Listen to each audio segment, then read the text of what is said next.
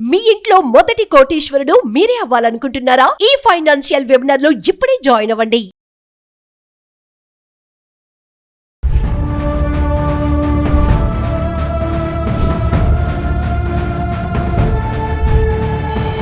Hi hello నమస్తే, welcome back to Suman TV. ప్రస్తుతం మనతో పాటు ఉన్నారు POW అధ్యక్షురాలు సంధ్య గారు. మేడంతో మాట్లాడదాం. నమస్తే మేడం.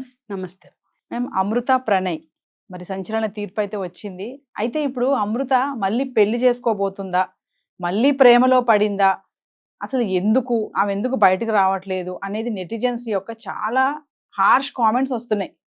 అసలు ఎందుకు ఈమె వల్లే ఇదంతా జరిగింది, అసలు ఆ అమ్మాయి సూసైడ్ చేసుకుంటే బాగుండు అనే ధోరణి కూడా మాట్లాడుతున్నారు. ఎందుకంటారు? ఒక్కసారి మగవాళ్ళ యొక్క ఆలోచన విధానం ఎందుకు ఇలా ఉంటుంది? అంటే అమ్మాయి మళ్ళీ పెళ్లి చేసుకోకూడదా అంటే ఏం చెప్తారు? అంటే ఇంతమంది నాన్న ఇంటర్వ్యూ చేశారు. ఫస్ట్ మీరు అడుగుతున్నారు మగవాళ్ళ ఆలోచన ఎందుకు ఇలా ఉంది. అందరూ ఆ ప్రశ్ననే ముందుకు పెట్టారు. సరే, ఆ ప్రశ్నకి జవాబు వెతకాలి అంటే అసలు ఇంత జడ్జిమెంటల్గా సమాజం ఎందుకుంది? మీరు అన్నట్టు పురుషాధిపత్య భావజాలం, ఆ పురుష సమాజమే ఈ ప్రశ్నలు వదులుతాను. మీరు అది గమనించింది కరెక్టే.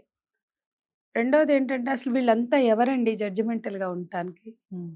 మీ ఇళ్లలో ఆడపిల్లలు యంగ్ విడోస్ ఉంటారు. భర్తలు యాక్సిడెంట్లో చనిపోవడమో లేకపోతే ఏదైనా అనారోగ్యాలతో చనిపోవడం. మా అమ్మాయి జీవితాంతం మా ముందు ఏడుస్తూ కూర్చోవాలని మీరు కోరుకుంటున్నారా? మీ చెల్లెళ్ళలో మీ బిడ్డలో అయితే ఆ అమ్మాయి మీద అంత అప్రకటిత యుద్ధంలాగా ఆ అమ్మాయి మీద అంత కక్ష సాధింపు ఎందుకు? ఎవరైనా కావచ్చు, అమృత తన వ్యక్తిగత జీవితం గడుపుకునే హక్కు తనకుంది.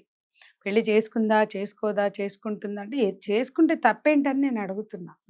ఒకటి, అసలు 2 రోజులుగా ఆ అమ్మాయి మీద అంత హేట్రేట్ ఎందుకు చూపిస్తున్నారు? బాధితురాలు. ఇట్లా తీర్పు వచ్చింది, ఇట్లా సోషల్ మీడియాలో పేరు మార్చుకుంది అంటే ఏంటి? దానికోసమే వెయిట్ చేసిందా తీర్పు కోసమే అని కూడా అడుగుతున్నారు చాలా మంది. అంటే అసలు ఆమె పేరు ఎందుకు మార్చుకుందో, ఎప్పుడు మార్చుకుందో ఆమె ఇష్టం అండి. ఎప్పుడన్నా మార్చుకొని, అసలు ఇప్పుడే మార్చుకుందో ఇంతకుముందు మార్చుకుందో ఎవరికి తెలుసు? తెలుసా? వీళ్ళందరూ అంటే ఇంత జడ్జిమెంటల్గా ఒక మనిషి పట్ల ఉండాల్సిన అవసరం ఏంటి? ఒక ఆడపిల్ల పట్ల ఉండాల్సిన అవసరం ఏంటి? ఆడపిల్లైనా మగవాళ్ళైనా ఇతరుల గురించి, మీకు సంబంధం లేని వాళ్ళ గురించి అంటే ఎవరైనా చూపిస్తే ఏమన్నా ఉంటే ఎంపతి చూపించండి. సింపతి కూడా అమ్మాయి ఎవరి సింపతిని కోరుకోవట్లా. ఎవ్వరు కూడా ఆ అమ్మాయికి ఉద్ధరించక్కర్లా, సింపతి చూపించక్కర్లా. ఆ అమ్మాయి జీవితం ఆమె ఇష్టం. అట్లాగే ఆమె భర్తని కోల్పోయి ఆ రోజు బాధపడుతున్నప్పుడు ఇదే ట్రోలింగ్. అవును. ఆ రోజు అసలు రెచ్చగొట్టింది అసలు ఏందండి రెచ్చగొట్టింది? ప్రీ వెడ్డింగ్ షూట్ చేశారు. ఇవాళ ఏ పెళ్ళికి వెళ్ళినా మనం మ్యారేజెస్కి వెళ్తే పక్కన స్క్రీన్స్ మీద ప్రీ వెడ్డింగ్ షూట్స్ కనిపిస్తున్నాయి. అంటే అమ్మా నాన్నలు భారీగా కట్నాలు ఇచ్చి పెళ్ళిళ్ళకి కోట్లు తగలబెట్టి ఆ తర్వాత ప్రీ వెడ్డింగ్లకు కూడా లక్షలు తగలబెడితే రాని అభ్యంతరం ఇక్కడ ఎందుకు వస్తుంది? మరి ఆ స్క్రీన్స్ చూస్తూ చూడండి ఎట్లా రెచ్చగొడుతున్నారు అని ఎవరు అనట్లేదే. పెళ్ళిళ్ళకి వెళ్ళినప్పుడు పెడుతున్నారు కదా ప్రీ వెడ్డింగ్ షూట్. ఓ పక్కన అవుతానే ఉంటుంది, పక్కన పెళ్లి అవుతుంటే మధ్యలో అవి చూస్తున్నాం. అవును. మరి అవి ఎవరు రెచ్చగొట్టింది అని అంటలేదే. అమ్మాయి ఏంటి అలా రెచ్చగొట్టేస్తుంది? ఆ అమ్మాయి పెళ్లి కాకుండా ఏంటి అలా తిరిగేస్తున్నారు? పట్టేసుకుని చేతులు చట్టాపట్టాలు వేసుకుని ముద్దులు పెట్టేసుకుని ఎవరు అంటలేదే. అంటే మార్పు అనేది అంత జరిగింది. 10 ఏళ్ల క్రితం ఉన్నాయా ప్రీ వెడ్డింగ్ షూట్స్? ఉన్నాయా మనకి? ఎక్కడి నుంచో దిగుబడిన సంస్కృతి అన్నీ రుద్దుకుంటున్నారు. ఇవాళ ఈ నెటిజన్స్ కూడా వేషభాష వస్త్రధారణలో ఉన్న ఆధునికత ఆలోచనలు ఎందుకు లేదు? బూజు పట్టిన భావజాలం. ఇవాళ అమెరికాలో అయినా ఇండియాలో అయినా మతం, అక్కడ కట్టర్ క్రిస్టియానిటీయా, ఇక్కడ కట్టర్ హిందుత్వానా, లేకపోతే ఇంకో చోట కట్టర్ ఇస్లామా, స్త్రీలను అణిచివేయడం, స్త్రీల పట్ల వాళ్ళ మెడ మీద వేలాడుతున్న కత్తిలా ఉంటుంది సాంప్రదాయం కానీ ఇంకోటి కానీ. ఎప్పుడు కూడా ధర్మాలు సాంప్రదాయాలు అన్నీ కూడా అమలు చేయాల్సిన బాధ్యత ఆడవాళ్ళ నెత్తినే పెడతారు. ఈజీగా మాట్లాడేస్తారు. ఇప్పుడు చూడండి, ఆధునిక దేశమైన అమెరికాలో ఇలన్ మస్క్ వచ్చి ట్రాన్స్జెండర్ ఇష్యూస్ మీద మాట్లాడేస్తాడు. Reproductive rights వద్దంటాడు. అబార్షనే నేరం అంటున్నాడు. 16 ఏళ్లకి అన్ని స్వేచ్ఛలు ఉండాలి, సెక్స్ స్వేచ్ఛలు, వ్యక్తి స్వేచ్ఛలు ఉండాలి. ఆ వచ్చిన కడుపు మాత్రం క్యారీ చేయాలట. అంటే చూడండి, ఆ 16 ఏళ్ళ అమ్మాయి క్యారీ చేయకూడదు. అమ్మాయి ఇప్పుడు 18 ఏళ్ళు దాటకుండా పిల్లల్ని కనొద్దు అన్నప్పుడు ఆ పిల్ల కరణం కరెక్టా కాదు అనేది లేకుండా అబార్షన్ నేరం అని చేసి పెట్టారు. ఇవాళ ఎంత ప్రెషర్ ఆ అమ్మాయి మీద ఉంటుంది. అంటే అమెరికాలో సైతం ఈ రైట్ వింగ్ ఫోర్సెస్ చేస్తున్నటువంటి నిర్వాకం, ఇక్కడైనా భారతదేశంలో ఆధునికత అంటారు, అట్లా అంటారు, ఇట్లా అంటారు. ఎక్కడ పబ్బులు మీరే పెడతారు వ్యాపారం కోసం. ఆధునిక వస్త్రధారణలు, వేషధారణల వస్తువులన్నీ మీరే అమ్ముతారు తెచ్చి. గ్రీటింగ్స్ కాడ నుంచి అన్ని మదర్స్ డేలు, ఫాదర్స్ డేలు, వాలంటైన్స్ డేలు అన్నీ రుద్దుతారు బరాబర్. ఆడపిల్లకు వచ్చే వరకు మాట్లాడతారు. ఇక్కడ అమృత పట్ల కూడా ఆ భర్త చనిపోయినప్పుడు అలాగే మాట్లాడారు. భర్తను చంపినప్పుడు మారుతీరావు ప్రేమని గుర్తించిన వాళ్ళు, మారుతీరావు అమృతను అల్లారు ముద్దుగా పెంచింది అనే విషయం ఎక్నాలెడ్జ్ చేసిన వాళ్ళు, ప్రణయ్ని కూడా బాలస్వామి ప్రేమలతలు చాలా అల్లారు ముద్దుగా పెంచారు. మనకు ఆ ప్రీ వెడ్డింగ్ షూట్ కానీ, వాళ్ళని చూసుకున్న తీరు కానీ, అమ్మాయిని సొంత బిడ్డ కన్నా ఎక్కువగా చూసుకున్న తీరు కానీ, ఆదరించిన తీరులో మనకు అది కనపడుతుంది. అంటే ప్రణయ్ని వాళ్ళు ఎంత అల్లారు ముద్దుగా పెంచుకున్నారు. ఎప్పుడైనా బతుకున్న అమ్మాయి కన్నా చనిపోయిన అబ్బాయి మీద ఆలోచన పోవాలి మనకి. అరే ఎంత అల్లారు ముద్దుగా పెంచుకున్నారు, అబ్బాయిని చంపేశారే అని. ఒక్కళ్ళంటే ఒకళ్ళు మాట్లాడలేదండి. అందరూ అమృతను అల్లారు ముద్దుగా పెంచుకున్నాడు. పాపం మారుతీరావు అన్నారు. పాపం బాలస్వామి ప్రేమలతో ఎందుకల్లా అబ్బాయి పెద్ద మనోడు ఆ ఇంటికి. ఆ అబ్బాయి కూడా చాలా బాగా పెరిగాడు అందరి ఆదరణలో, అందరి ప్రేమతో.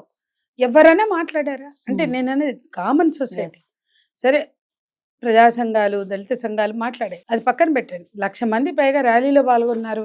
ఎక్కడ ఇవాళ మాట్లాడే సమాజంలో ఇలాంటి హత్యలు జరిగినా, మరణాలు జరిగినా 1,00,000 మంది రారు. బాలస్వామి ప్రేమలతల కొడుకైన ప్రణయ్ చనిపోతే 1,00,000 మందికి పైగా పాల్గొన్నారు. అది సమాజం, ఇదే సమాజం అంటే రెండుగా చీలిపోయింది సమాజం.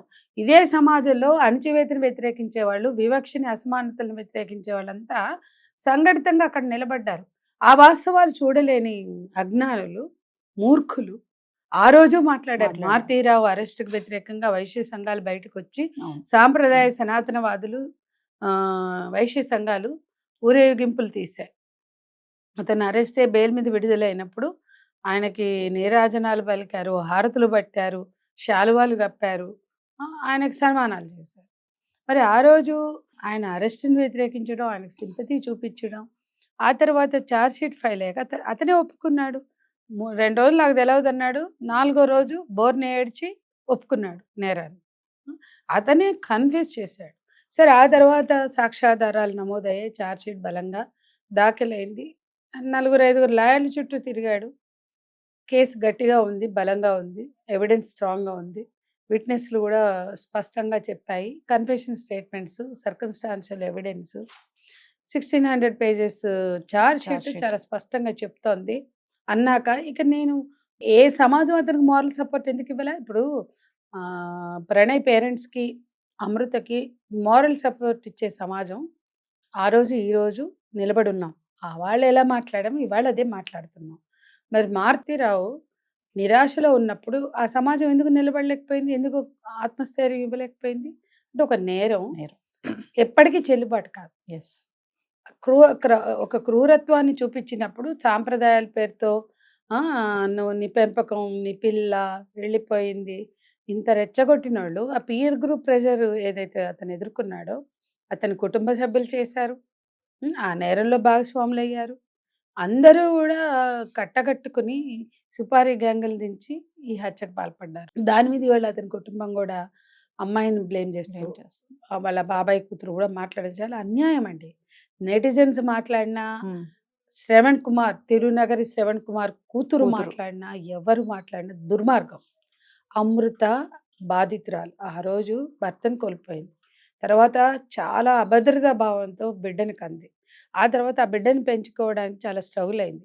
ఆ అమ్మాయి నిలబడ్డం చూడలేని వాళ్ళు, ఆ అమ్మాయి బతికి బట్ట కట్టడం, ఆ అమ్మాయి ఆత్మస్థైర్యంతో జీవించడం, ఆ బిడ్డని హ్యాపీగా పెంచుకోవడం, తన కాళ్ళ మీద తను నిలబడడం, తన కెరియర్ని రూపొందించుకోవడం సహించలేని సమాజం మాత్రమే మాట్లాడతారు. మీ బిడ్డలకి పెళ్ళిళ్ళు అయితే పెట్టుకోండి, అట్లాగే పెట్టుకోండి. ఇవాళ ఎంతోమంది కపుల్స్, ఎంతోమంది తల్లిదండ్రులు మా దగ్గరికి వస్తున్నారు. ఎందుకు? పిల్లలు పెళ్ళిళ్ళు చేసుకోము అంటే విడిపోయాక ఏడుస్తూ మేము ఉన్నంతకాలమే కదా మేడం, తర్వాత తోడు ఉండాలి కదా, పెళ్ళి చేసుకోమనండి అని కన్విన్స్ చేయించడానికి వచ్చిన తల్లిదండ్రులు ఉన్నారు. ఒక అమ్మాయి మా దగ్గరికి వచ్చింది, నా కొడుకుని వాళ్ళు తీసుకుని ఇవ్వట్లేదు అంటే ఆ తల్లిదండ్రులు ఏం చెప్పారో తెలుసా? ఈ అమ్మాయికి మళ్ళీ పెళ్లి చేయాలంటే కొడుకుంటే ఎవరు రారు మేడం, అందుకని మేము పెంచుకుంటాం, అమ్మాయికి మళ్ళీ లైఫ్ ఉంటుంది, అని చెప్పి అమ్మాయిని హాస్టల్లో ఉండమని వీళ్ళు కొడుకుని పెంచుకుంటున్నారు, సంబంధాలు చూస్తున్నారు. ఎస్. ఆ అమ్మాయి నా తల్లిదండ్రులు నా కొడుకునే గుంజేస్తారంది. అట్లా ఒక ఆడపిల్ల తల్లి వచ్చింది అంతకుముందు. అంటే తమ పిల్లలు పెళ్ళిళ్ళు కావాలి కాబట్టి వాళ్ళ పిల్లల్ని తెచ్చి పెంచుతున్న తల్లిదండ్రులని మీరు సమాజంలో చూడండి ఎంతమంది దొరుకుతారు. పిల్లలు అల్లుళ్ళు చచ్చిపోయాక ఆ ఇంటి పేర్లు ఉంచారా వాళ్ళకి? ఉంచారా నేను అడుగుతున్నా. విడోలు అవ్వగానే ఆ తాళి తీసేస్తారు, ఇంకేవో జరుగుతాయి కదా, ఆ తర్వాత ఆ ఇంటి పేరుని కొనసాగిస్తున్నారా? ఆస్తుల కోసం ఎక్కడన్నా చేస్తున్నారేమో టెక్నికల్గా. ఎస్. రెండోది, మళ్ళీ పెళ్లి చేయాలనుకున్న పిల్లలకి ఆ ఇంటి పేరు ఉందా చూడండి, వాళ్ళ ఫేస్బుక్లు చూడండి, ఈవెన్ డైవోర్సెస్ అయినా. అంటే అక్కడ ఎక్కడా లేని అభ్యంతరం ఈ పిల్ల మీద ఎందుకండి? ఫోటోలు కూడా తీయించిన తల్లిదండ్రులు ఉన్నారు తెలుసా. ఆ అమ్మాయి ప్రేమని మర్చిపోలేక భర్త మీద తీయపోతే బలవంతంగా ఫేస్బుక్లో అవి ఫోటోలు తీయించారు. ఇవన్నీ ఆ తల్లిదండ్రులు తమ అమ్మాయికి తమ కూతురికి పెళ్లి చేయాలనే లక్ష్యంతో చేసినవి. అది అర్థం చేసుకోగలిగిన సమాజం అమృత మీద ఎందుకు అంత కత్తిగట్టిందని నేను ప్రశ్నిస్తున్నా. ఆమంతా ఇప్పుడు నిలబడిందని చెప్తున్నారు కదా, నిలబడింది నిజమే, అది ఒప్పుకోవచ్చు అందరం కూడా. అంటే నేను ఇప్పుడు దృఢ నిశ్చయంతో ఉన్నాను, నా బిడ్డను పెంచుకోవాలి, ఇంకో పెళ్లి చేసుకుంటాను నేను అని తన బయటకు వచ్చినా కూడా ఇలానే గుచ్చి గుచ్చి చంపేస్తుంది అంటారా సమాజం? అసలు ఎవ్వరు ఏం చెప్పినా పెళ్లి చేసుకోవడం ఆమె హక్కు. ఎస్. బ్రతికి బట్టగట్టడం, తన బిడ్డని ఆత్మస్థైర్యంతో పెంచుకోవడం ఆమె హక్కు. ఆమె కెరియర్ అయినా ఆమె జీవితమైనా ఆమెకు నచ్చినట్లుగా తీర్చిదిద్దుకునే హక్కు ఉంది. మీ ఇళ్లల్లో ఆడపిల్లలు, మీ ఇళ్లల్లో కొడుకులు, మీ కుటుంబాల్లో ఎట్లా మీ సభ్యులు ఎట్లున్నారో వాళ్ళు కూడా అంతే ఉంటారు. వాళ్ళు బాధితులైనంత మాత్రాన లేదా పబ్లిక్ ఫిగర్స్ అయినంత మాత్రాన, అంటే సోషల్ మీడియాలో కనపడిన సభ్య సమాజంలో అందరికీ విజిబుల్గా ఉన్న, అంటే అందరూ చూడగలిగేలాగా ఉన్నంత మాత్రాన ఇన్ని జడ్జిమెంట్లు పాస్ చేసే హక్కు ఎవరికి లేదు. సినిమా వాళ్ళ మీద అదే గాసిపింగ్, సెలబ్రిటీల మీద అదే గాసిపింగ్. అంటే ఈ కల్చర్లో భాగం. ఆ అమ్మాయి అసలు పట్టించుకోవాల్సిన అవసరం కూడా లేదు. కానీ మనం థర్డ్ పర్సన్స్గా సెన్సిబుల్గా ఆలోచించే మనుషులుగా, యాక్టివిస్టులుగా, జర్నలిస్టులుగా ఈ కల్చర్ని డిస్కరేజ్ చేయాలి. ఇది తప్పు అని నిర్ద్వంద్వంగా ఖండించాలి. అమృత జడ్జిమెంట్ వచ్చినప్పుడైనా, అమృత నీ కష్టం ఫలించింది, నీ న్యాయ పోరాటం దానికి ఫలితం దక్కిందని మాట్లాడవలసిన చోట సపోర్ట్ చేయాలి. బాలస్వామి, ప్రేమలత గారు మీ బాధ కొంతన్నా, మీ బాధ తీరేది కాదు. ఆయన చెప్పాడు, నా బాధ తీరేది కాదు, నా మనవడికి తండ్రి లేడు, నిహాన్కి తండ్రి లేడు, నాకు కొడుకు లేడు, మా ఇద్దరికి కొడుకు లేడు, అమృతకి ప్రేమించిన భర్త లేడు అని ఆయన మాట్లాడాడు. సంతోషిస్తున్నారంటే ఎవరినో చంపితే నేను సంతోషించనండి.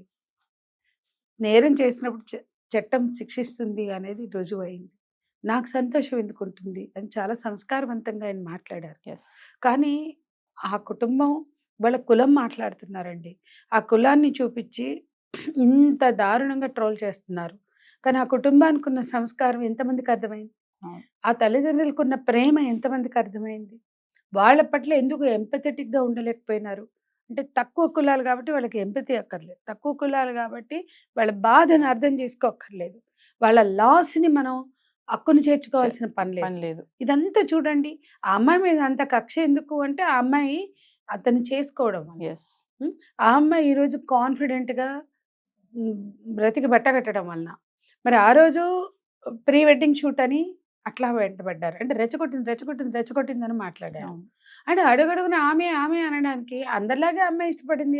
అంటే చాలా మంది భూమి పుట్టినప్పటి నుంచి ప్రేమ వివాహాలు ఉన్నాయి, పురాణాల నిండా ఉన్నాయి. చెప్పండి, పురాణాల్లో దేవుళ్ళు దేవతలు ఎవరెవరు ప్రేమించి పెళ్లి చేసుకున్నారో వాళ్ళందరూ తప్పు చేశారని చెప్పండి. అక్కడ కుల అసమానతలు చూసుకోకుండా చేసుకున్నవి కూడా పురాణ గాథల్లో ఉన్నాయి కదా, అవన్నీ నేరం అని చెప్పండి. రాముడి కన్నా పెద్దది సీత అంటారు, లేకపోతే రకరకాల కులాలకు చెందినటువంటి అరుంధతి ఇవాళ ఆదర్శంగా చూపిస్తారు. ఇవన్నీ కులాంతర వివాహాలుగానే పురాణాల్లో పేర్కొన్నారు. ఈ పురాణాల నిండా, పురాణ గాథల నిండా చరిత్ర అంతా ప్రేమ వివాహాలు ఉన్నాయి. ఈ సమాజంలో ఎందుకండి ఇంత దారుణమైనటువంటి ఆలోచన? అంటే మధ్యయుగాల సంస్కృతిలో మాతృస్వామ్య వ్యవస్థను ధ్వంసం చేసి, అంటే ఆస్తి పుట్టాక ఆస్తిని కనిపించే యంత్రాలుగా స్త్రీలను మార్చారు. ఆధిపత్య భావజాలంతో వేట కనిపెట్టి, వ్యవసాయాన్ని కనిపెట్టి, వేటను కనిపెట్టి, గణాలకు అధిపతిగా ఉన్న మాతృస్వామ్య వ్యవస్థలో నిర్ణయాత్మక శక్తిగా ఉన్న స్త్రీని పిల్లల్ని కనిపించే యంత్రంగా మార్చారు. ఆస్తులకి వారసులుగా కనిపించే వాళ్ళగా దిగజార్చారు. ఆ తర్వాత మనుధర్మ భావజాలం వచ్చింది. మనుధర్మ భావజాలం అనేక కట్టెళ్ళు చేసింది. కుల వివక్షని పెంచింది. అందుకని మనుధర్మ భావజాలాన్ని వాళ్ళు పాటిస్తున్నటువంటి ఈ సమాజం రుద్దుతున్నటువంటి పాలకులు మేము రాజ్యాంగం రద్దు చేస్తున్నాం. 25 వందేళ్ల ఆర్ఎస్ఎస్ సందర్భంగా మేము భారత రాజ్యాంగం రద్దు చేసి మనుధర్మం అన్నారు. మొన్న ప్రకటించారు ఇంకా 15 ఏళ్ళని. మనుధర్మాన్ని కుంభమేళాలో కొంతమంది సాధువులతో కలిసి కొంతమంది పెద్దలు ఆవిష్కరించారు. ఆ మనుధర్మం ఏం చెప్తోంది అంటే, స్త్రీ కులం దాటి కట్టుబాట్లు దాటి వెళ్ళకూడదు, వెళ్తే కఠిన శిక్షలు ఉండాలి అని చెప్తోంది. అట్లా మన రాష్ట్రంలో 9 మంది ఆడపిల్లలు తమ తల్లిదండ్రుల చేతిలో చనిపోయారు. కులాంతర వివాహాలు చేసుకున్నందుకు ఆడపిల్లలే చనిపోయారు. అట్లాగే ఇటీవల మన ఎల్బీ నగర్లో ఒక లేడీ కానిస్టేబుల్ తన తమ్ముడు చేతిలో చనిపోయింది. ఆమె బీసీ, ఎస్సీని ఇష్టపడింది. భార్గవి తన బంటిని మాల బంటిని కోల్పోయింది. ఇవన్నీ ఇంకా పునరావృతం అవుతున్నాయి. ప్రణయ్ ఘటన 128 ఘటనలకు ప్రేరేపణగా నిలిచింది. మరి ప్రణయ్ ఉదంతము ఆ ఘటన ఈ తీర్పు ఇవ్వడం ద్వారా అయినా ఇటువంటి హత్యలు చేయడం తీవ్రమైన నేరం. అది రుజువైతే ఇంత శిక్షలు ఉంటాయనే కనీసం ఒక హెచ్చరిక ఈ సందర్భంగా రావడాన్ని ఆహ్వానించాలి ఎవరమైనా. ఖచ్చితంగా ఈ క్రూరమైన నేరం చట్టబద్ధం కాదు, చట్టరీత్యా నేరం.